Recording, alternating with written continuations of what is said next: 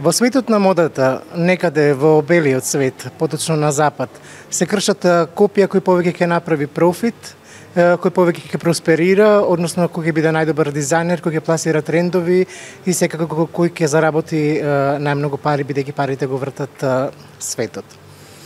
Кај нас ситуацијата е обратна, кај нас не се кршат копија, кај нас со копијата може да те удрат по глава и да стагнираш и да сето она замисла што имаш замислено да не ти се оствари. Со години е така, за жал Македонија како да нема модна сцена и тоа е многу лошо. Меѓутоа има неколку модни дизајнери кои се издвојуваат од толпата и кои што успеа да се искачат на самиот врв. Денес со мен имаме една гостинка која што успеа да се искачи на самиот врв и не само што се искачи на врвот, остана таму со незината луцидност, креативна идеја и со сето она што се нарекува креација, односно визија за понатаму. Гостинка на Hype TV, Ивана Кнез. Ивана, здраво. Како си ми? Љубов моја, одлично. Сега веќе одлично. Те немам видено едно 100 години, баш ми е драго што те видов и што правиме интервју. Да, се немаме видено, знаеш дека работите од тогаш кога сме се виделе до денес се измениле и тоа како. Меѓутоа ќе разговараме за тоа. Првото прашање би ми било од Белград преку Скопје низ Македонија па и надвор од Македонија го развитуват бренд своевремено наречен Драма. Дали се уште го носи името Драма или немаме Драма? Да имаше драма ќе се почувствуваше. Нема драма, малку спијам и јас на таа тема. Имав една ментално-психолошка пауза од пред короната до скоро. Ми требаше малку да застанам, бидејќи како што најави, живееме на малку поинакво тло, каде што многу други работи се приоритет. Модата е таму некаде на крај. Повеќе е на ниво на потреба, отколку на ниво на престиж. И морав да најдам начин како да се прилагодам, поготово за време на короната, бидејќи тоа беше можеби најголем предизвик за сите нас креативците во Македонија, не само во модата, туку и во уметноста. Сега нели слегнаа работите, меѓутоа ние не слегнавме, уште левитираме, уште сме ниваму нитаму. И сега веќе почнува, како вели еден мој пријател, да ме чеша. И пробувам да сватам каде следно и колку тоа драматично да биде. Ама ќе биде интересно. Ти си единствен од македонските модни дизајнери која што успеа да конкурира на познатите модни брендови кои се кај нас застапени и многу ми е драго заради тоа, бидејќи да се направи сето тоа е сепак умешност. Како успеа да ја заедно да ја срочиш и цената и побарувачката и она што се бара, едноставно конкурентна си на пазарот? Иваша, јас ги сакам многу жените. Јас сум еден од оние дизајнери кои што работи за жената, а не против жената. Знаеш, сепак сум жена и тргам од себе, секогаш кога дизајнирам. Дали јас тоа би го носела и каде и зошто. И сите мои парчиња пред да настапат на сцена, прво јас душата им ја вадам, за да видам што е недостаток, што е мана, што е добро во тоа парче и како ти прави да се чувствуваш. И кога нешто ти прави да се чувствуваш на извесен начин, кога тој начин е позитивен, кога таа состојба е позитивна, не може да има неуспех едноставно. Знаеш, 17 години работам, не знам ни јас веќе што се, немам пробано, не топла вода, мислам, не знам што не измислив, нели? Меѓутоа, доаѓаш во еден момент каде што, мислам дека пресвртна точка во мојот живот беше пред 2-3 години, прослава на Нова година, јас облекувам мој корсет. Јас имам 40, морам ова да го напоменам, затоа што ќе изигра улога понатаму во разговоров и го облекувам корсетот, леле, цела вечер се пцуев, зашто јас го облеков тој корсет, што ми треба, си упропасти вечерта, тука ме стега, тука не ми е добро, тука ми е тесно, тука ми е широко, седиш, па се подместуваш, па се... И сикам, да добро бе, викам, зашто им го правиш ова на жени, бе? Викам, во ред, има некои жени кои што не им пречи, нели може цела вечер да издржат така. Јас не сум една од тие жени, јас сум конформист во природа. И велам, окей, значи мора да се фокусираш на тоа да на жените им дадеш нешто во кое што ќе се чувствуваат привлечно, ќе се чувствуваат женствено, но нема да ги гуши, како што ова те угуши тебе. И дојдов до некаква рецептура каде што од жена за жени, работам со жени, жени ги работат тие работи, че баш ме женски бренд.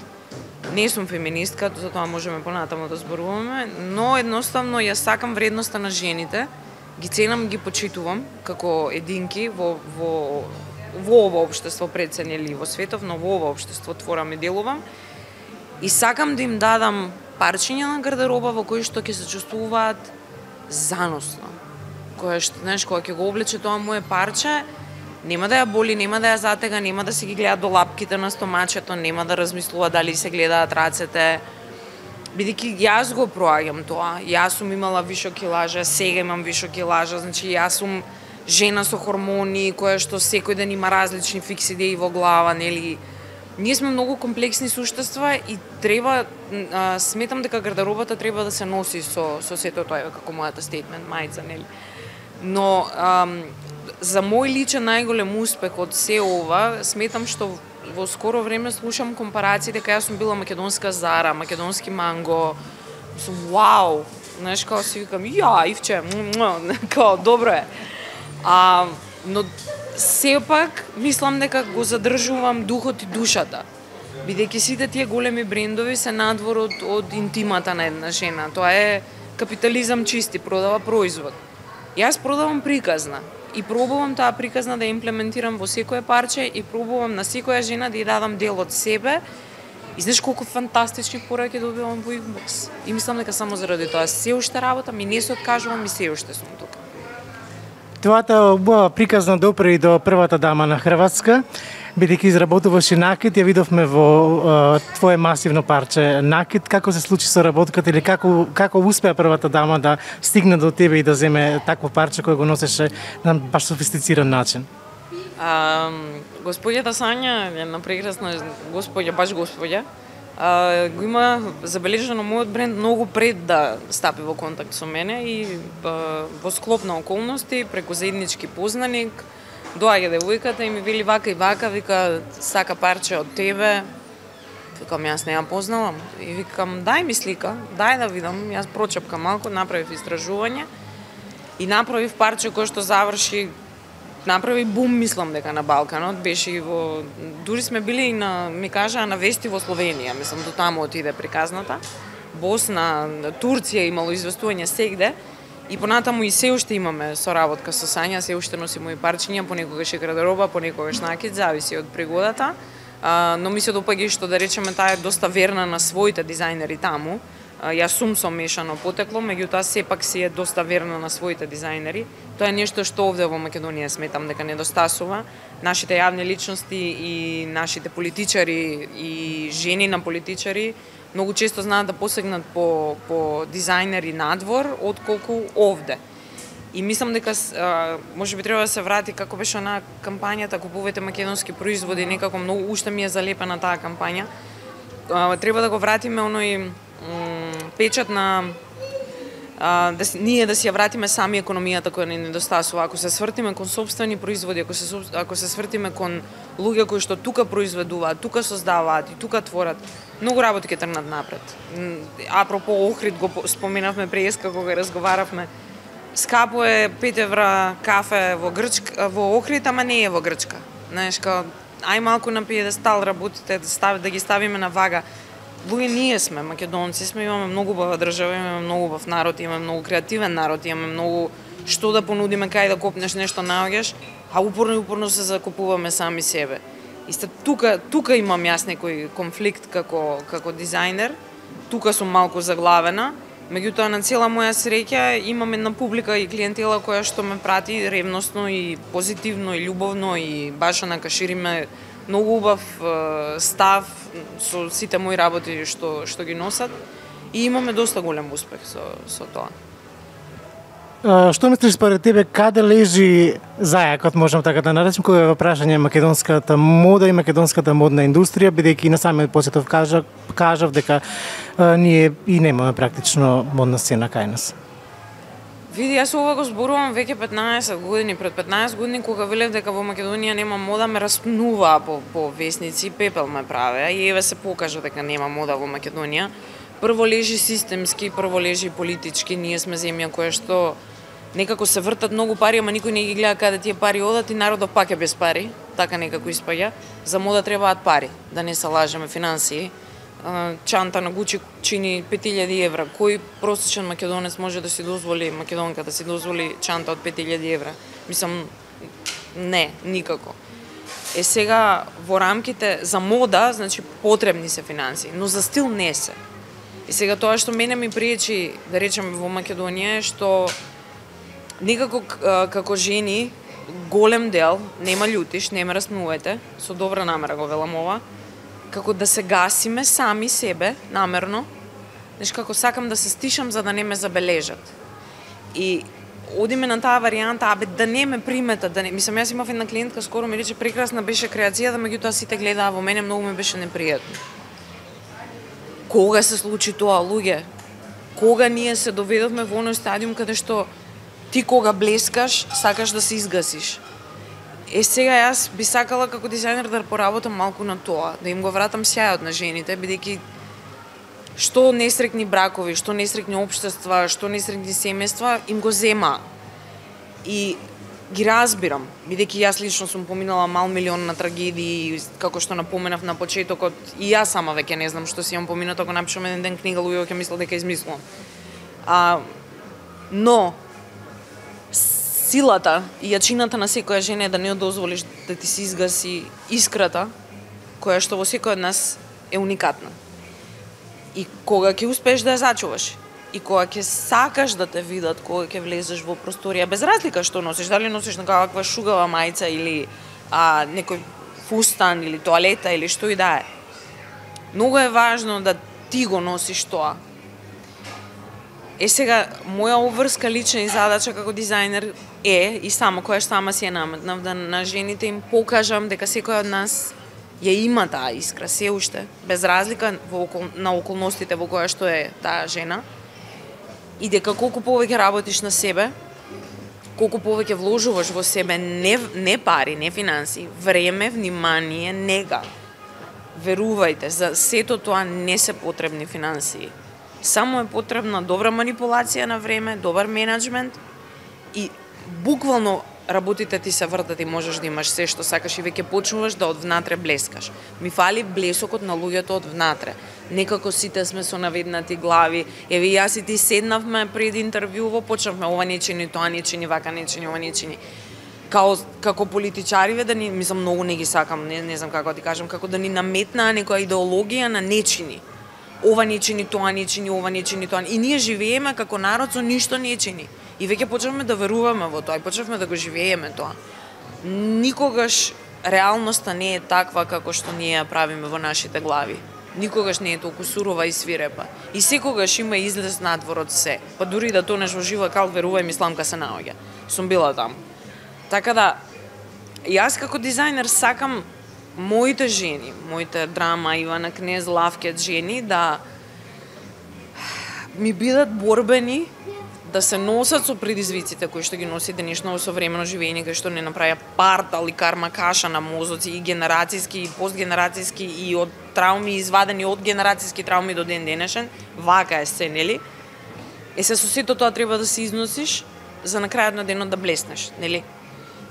А најмногу од се треба да се износиш со сопствените одлуки кои што те донеле таму каде што си. Еве, периодов јас сум заглавена таму. И сето тоа се манифестира на гардеробата, на каков парфем ќе ставиш, дали воопшто ќе ставиш парфем, каква музика ќе слушаш, дали воопшто ќе слушаш музика или не. И сето тоа го прави општеството. И колку повеќе ние обрнуваме внимание на сето тоа што не чини, толку повеќе ќе таму е зајакот. Мислам дека треба да направиме едно X на тоа дека ѓубрето не е собрано, дека автобуси нема, пешки ќе одам. Ќе одам од канта до канта ќе го собирам ѓубрето. Знаеш, многу има ѓубре од една страна, од друга страна вози пред мене, ја фрла лименката надвор од кола. Ние сме луѓе тоа. Не се овие екипава, него ние сме сето тоа. И во нас лежи убавината. И тоа сакам да им го дадам на сите тие мои жени. Знаеш, сега имам милиони предизвик, имав милиони една понуда да излезам надвор од Македонија. Не ја прифати, веројатно сум едини кретен у земјава која што остана. Не знам, многу ја сакам. Сериозно ја сакам као оваа земја и луѓето кои што се тука и тука ми се мои пријатели, мои блиски, фамилија. Јас многу сакам семејство, многу сакам такви работи, нели? Живеам надвор, уѓум од Скопје у куќа у природа, Богу иза леđа, не гледам цименто. И некако сакам да иднинава моја, бидејќи шкртнав, колку како мала бев една од оние по секоја цена на дај што даш ќе идам ќе работам у Макдоналд за 20 евра, мама ќе си отидам од земјава и стицам околности дедо Боже направи нешто и тоа се испадна спротивно. Меѓутоа сега од оваа перспектива си велам има да седиш, има да направиш да биде животот поубав не само за тебе, него за сите околу тебе и за сите оние кои што имаат твојата гардероба. И секогаш кога некој ќе облече, кога некоја жена ќе облече моје парче гардероба, сакам да се насмее. Тоа ми е целта. Од Скопје се пресели во село, недалеку од Скопје. Колку селскиот мир ти даде спокој на душата, бидејќи еве гледам и во тебе дека постојано ја посакуваш и сите ја посакуваме, не само ти. Па следен чекор ми размислувам да си купам крава и да ја крстам Бетка. Таму сум негде. Како кажа, Бетка? Бетка ќе ми се вика кравата, ја имам више замислено кафено, така кремкава. Се променив многу. Против моја волја на некој начин отидов во село, короната кога се случи, мајка ми веќе беше одселена од Скопје. Меѓутоа, после 6 години живење таму, не ме враќаш, па не знам, пентхаус во Њујорк да ми нудат без пари, не мрдам од таму. Знаеш, има онаа вистина, не е важно каде си, важно е со кого си, тоа е исто многу важно.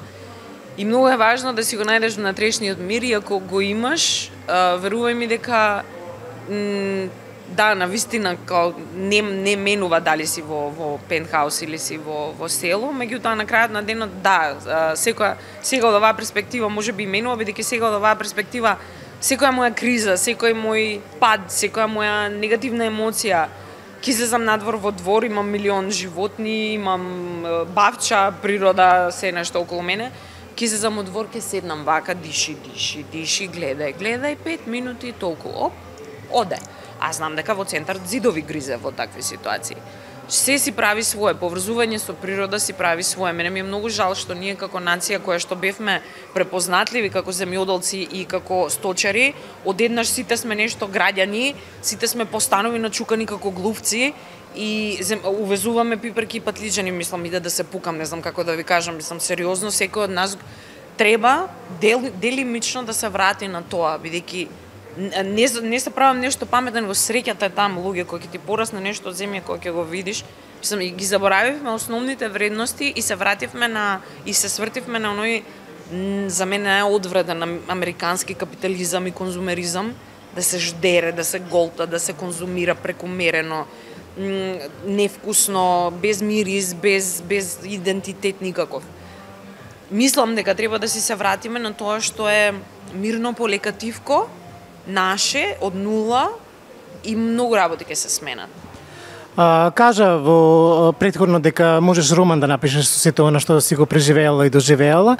Јас знам дека едно од тие такви животни искуства и болеста која што ја имаше и некои пороци. Како го надмина тој период и како од денешна перспектива гледаш на сето тоа? Тогаш веројатно си имала 20, сега имаш 40. Ај, сега ќе ме распнат опет. Пред некој ден одев пешки низ Скопје, се уште одам пешки без разлика што е загадено, тоа е моја грешка. Воздухот мирисаше на алкохол. Веќе стана нормално и секојдневие да секој еден возрастен маж и возрастна жена од X години до X години, тоест до засекогаш, на дневно ниво испие чашка 2, 3, 4, 5. И тоа се подразбира како нормално конзумирање, како што ти е на тебе, па најнормално е да седнам ја да испијам 2 раки и 2 пива со другарите. Не, срце не е нормално алкохоличар си. Се што е без кое не можеш да живееш, се вика зависност. Знам, been there, done that, сум била, знам што значеше за мене алкохолот, исто како што знам што значи за мене храната. Јас до ден денес се борам со храна, хедонист сум, сакам да уживам, ми треба мирис и вкус. сега кога јас еден идиот кој што пиел X на ента количина за да го истера денот, за да не знам избега од нешто, пошто многу од луѓето овде бегаат, знаеш, бегаме од реалноста и бегаме со опијати. Страшно кога ќе ги видам магариња на 50 години нашмркани по вециња, мислам на што личи тоа бе луѓе, кај ти е паметот? Или 45 годишна женска да се начукаме, сериозно? Мислам, знаеш, не е ова некој его трип. Стварно ќе напишам книга, па ќе видите кроз што се поминав и што значи кога во денот мора, а сите го правите тоа, знам дека го правите тоа, да се напиете барем чашка. Тоа е зависност, исто како што јас мора денеска да каснам 2 урми, затоа што мора да јадам благо, затоа што сум психопат зависен од благо. Значи, исто тоа е. Само што ја во ситуацијава најдов блажа верзија, не е чоколадно, него се урми и мозок се договорив сама со себе дека тоа ќе ми ги задоволи потребите. Мене ми е многу жал што во општество е задоено на потреба за бегање од реалност. И што никој не се соочува со сопствените проблеми, што сите ги живееме проблемите, не ги решаваме, и изговорот ни е алкохолот. И тоа оди на варијанта, се дружам со другарите, ти ништо не разбираш, јас се дружам со другарите. Не ја не разбирам, ја од Марс сум падната. Од 12 години сум на улица, ништо не разбирам стварно. Направи еден кат, тоа беше алкохолот, меѓутоа другиот пресек не кат. Беше слабењето 30 килограми. Во една прилика ми кажа да, не Бојша, ти ослабиш сигурно за еден месец 30 килограми, така е тоа.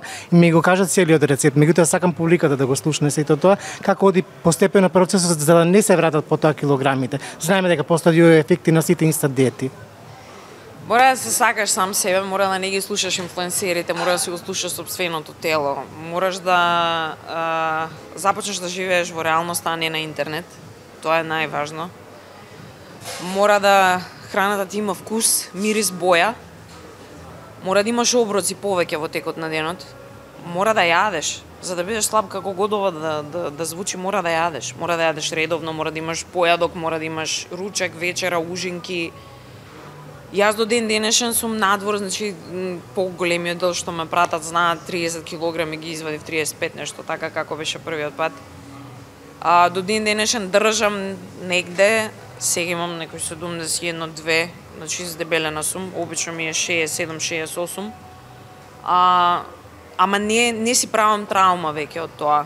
И ти велам, најдов рецепта како да си ги задоволам сетилата, а да не ми е тоа она грчевита зависност. И најдов начин како шеќерот да го заменам со сладкиот типот на урми и мед и домашни сладки. Најдов начин, брашно бело не конзумирам воопшто, веќе не знам колку време.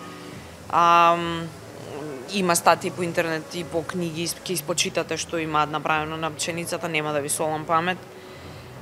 Ќе си во оној момент кога ќе почнеш да се сакаш себе си и собственото тело, значи и внатре и надвор, тогаш ќе почнеш и да слабееш, тогаш ќе почнеш, а и некако тогаш ќе почнат да ти се редат коцките. Мене цел живот ми се нареди од како ослабев. Се ми е подобро од како јас ослабев. Не знам како да ви го објаснам тоа. Од кога ги победив сите мои зависности, алкохолот број 1, мене цел живот ми е поубав. Сосема поинаку легнувам, сосема поинаку заспевам, сосема поинакви луѓе привлекувам. Во друг правец ти оди животот после тоа. Не си таму негде, не плуташ, не се давиш, не, пливаш во бистра вода толку. Дали убавината на животот која спомна ти донесе и партнер со кој го делиш креветот? Мачката Светле. Имав обиди, имав дури јавни обиди, знае јавноста, тие кои што ме пратат, моја грешка, тади никад више, бар не јавно. Сега за сега сум сама и ќе остане така некој период, бидејќи морам да долечам некои мои работи, за да не ги носам во врската. Знаеш, сакам во врската во која што ќе сум следно, да јас сум како што треба. Ако треба помош од другата страна, нема проблем, ќе пружам, ама јас да сум како што треба. Не сакам веќе моите фрустрации и трауми да му ги наметнувам на другиот со мене. Има онаа приказна демек заедно е полесно, итана. Беше тоа пред 25 години на нашите родители што им ја продаваат 40, ама сега веќе е поинаку. Мора прво сам да се средиш, да си ги наместиш коцките, да се договориш сам со себе што сакаш како го сакаш тоа, па после оди ќе го најдеш. Толку е. Твојата мајка ја окарактеризираш како твоја муза, жена лавица, се гледа и на самите фотографии дека е таква. Би сакал за неја да ми кажеш баш навистина каква е и еве каква инспирација тебе ти носи таа жена и сакам да ми кажеш нешто повеќе за твојот татко. Јулче е една жена која што класично, знаеш, на кога била мала сакала да лета, ама мајки нејзина баба ми, што јас па ете многу ја сакав, покојна, и ги има баш фино подкастрано крилцата, па наместо да биде уметница завршила економски и да, он стана во еден даден момент најдобар САП инженер во Македонија, економист, како тоа се вика, сега Јулче не ме убивај, не ти ја разбирам браншата, меѓутоа сега од оваа перспектива, тек откако влезе во пензија, јас си го гледам вистинскиот карактер. Бидејќи сега е слободна од стегите на работна обврска, живее во село, има некои сосема поинакви сваќања за животот и без разлика тоа на пример, за тоа јас не се велам дека е таа секогаш моја муза и ќе биде и тоа било од секогаш. Што и да работела мојата мајка, бидејќи имало период кога работела во погон, имала период кога берала праски во морани за да ни ја издржи фамилијата, мислам, женава има сериозно поминато живот. И што и да работела, јас знам дека кога мајка ми одела на работа, тоа било костим, чевли, шминка, фризура, домашни услови, нели? Меѓутоа пиц-пец средена комплетно. До ден денешен, колку и да е претворена во селанка, извини Јулче, многу те сакам, ама така е, секогаш кога излегува од гумените чизми, значи се дотерува до степен на буквално луѓе подзинуваат кога ќе помине. Е тоа го сакам кај таа жена. Таа моќна трансформација. И тој бонтон на знам за каде како треба да се облечам. И гардеробата не ја дефиниран како човек, туку баш напротив. Таа ја користи гардеробата. Тоа ми е инспирацијата најголема кај таа жена. А со мојот татко покоен, за жал, имавме многу неславен завршеток. Татко ми беше контра од се ова што го спротивно од се ова, бивши спортист, имаше фирма за трговија со алат. Ме поддржа за волја на вистината кога одлучив да станам ова што сум, со резерва. Знаеше до крај, до последно да ми премрчи. Меѓутоа ме поддржа генерално, не смеам да речам не, нели? И цела емисија ќе ти треба, ако сакаш да го раскажеме, само ќе кажам дека ете еден мој совет до некои млади генерации. Почитувајте си ги, ценете си ги, сакајте си ги родителите додека сте живи, кога ќе ги нема веќе ништо нема да можеш да направиш. И верувај ми, и тој не зна, и таа не зна, и мајката, и таткото, и тие не знаат како со тебе. И поготово еве тинеџери ако ме гледате, и јас сум била пример за како не треба. Па излегле некако на крај со мене, ама доаѓа еден момент каде што поминуваше на старосна граница и си викаш, абе не требаше вака. Требаше да бидам помека. Требаше повеќе да простувам, требаше повеќе да му дадам шанси. Немојте да си дозволите да дојдете до тој момент каде што ќе речете требаше да дадам повеќе шанси. Дајте ги шансите. Верувајте ме, колку и некој да ве повреди, човечкото срце е жива материја, секогаш си се лепи назад и може да продолжиш понатаму. Тоа. Како моден дизајнер со соколово око можам да те наречам, имаш осет за естетика, сепак имаш. Да. Што мислиш, која според тебе од нашиве простори Македонка ти остава најголем печат во поглед на облекувањето и има некаков континуитет низ годините, не мора да е една? Позитивно. Позитивно? Тања Антич на Инстаграм знае често да ми излезе така многу убава господја, многу секогаш средана пиц-пец како што треба. Но не ми текнува на други. Не знам, мајкам, навистина не се сеќавам, мислам не ми има повеќе ми оставаат печаток рендом жени на улица кои што ќе ги сретнам и знам јас да се свртам како некој мањак. Скоцкана, спастрана пред некој ден во еден зелен фустан, една девојка на рекорд можеби сега ќе се препозна без застана, вака се свртав, знаеш, мислам како вау, штикли носеше, зелен фустан, онака вау. Така да повеќе и од секогаш било за мене така. Јас немам јавна личност која што ми е мене као некој идол или никогаш не сум имала. Дете ја сакав као млада. Меѓутоа, нормалните секојдневни жени кои што не се испорсирани во очите на јавноста ми се далеку поголема инспирација од овие другите. Секогаш било така. Сигурно не ти се инспирација најлошо облечените. А кој ти е најлошо облечен кај нас? Поголемиот дел од естрадата. Пред интервјуто ми кажа сите. Ајде не видам. Ептен Б. Треба да повнимаваат малку. Треба да се инвестира, не, пак ќе кажам, под инвестирање јас не подразбирам финансии. Сите мислам дека као са пари треба, да не бе срце за стил, не ти требаат пари. Треба само да имаш стил. Треба да си однатрано, рјанчено, светско, ќе се замота у едно шалче, у едни скинати дзиври, па цел свет сече вени. Значи, тоа не се пари, човече. Само треба да најдеш начин да бидеш своја уникатна. Антонија Гиговска ќе ја пофалам. У последно време нешто, мислам, ја излезе неколку пати, вау, девојче, шо направи со себе, браво. Сум цитера некоја прича, секоја чест.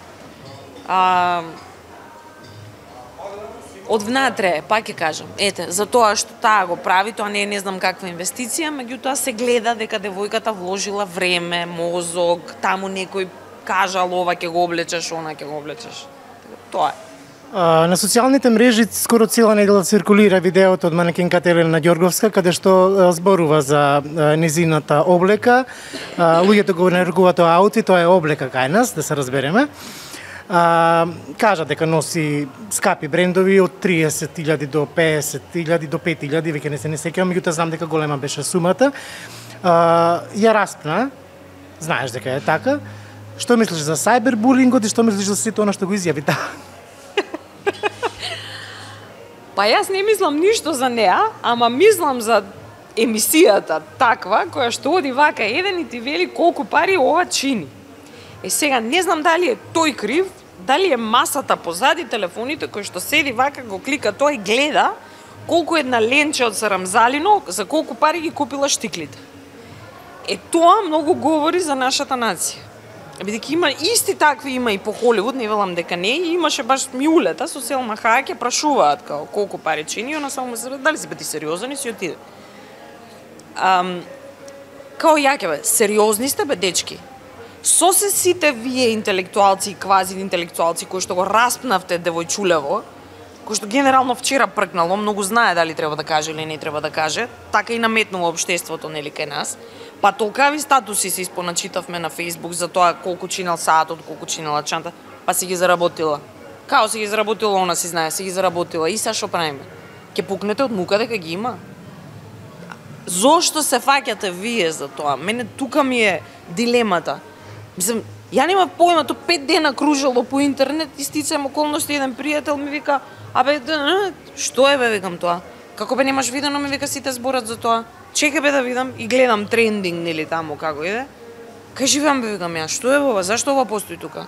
Мислам, прво и основно, како можеш ти одржава кај што е просечна плата 250 евра да имаш емисија во која што прашува колку чинат чевлите? Дишите ли бе? Мислам се, ајде да сме малку реални.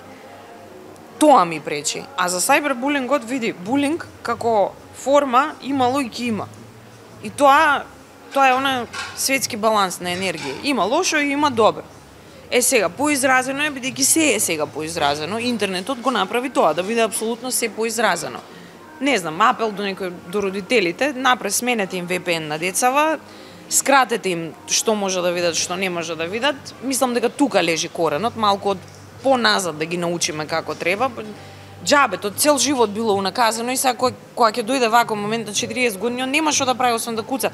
Еве, апропо еден мој пример, што ме распнуваат и мене, кај мене на видеа имаш таа да ти причам, од небањата сум до, не знам, тетоважи, сега ќе го има на ова видео.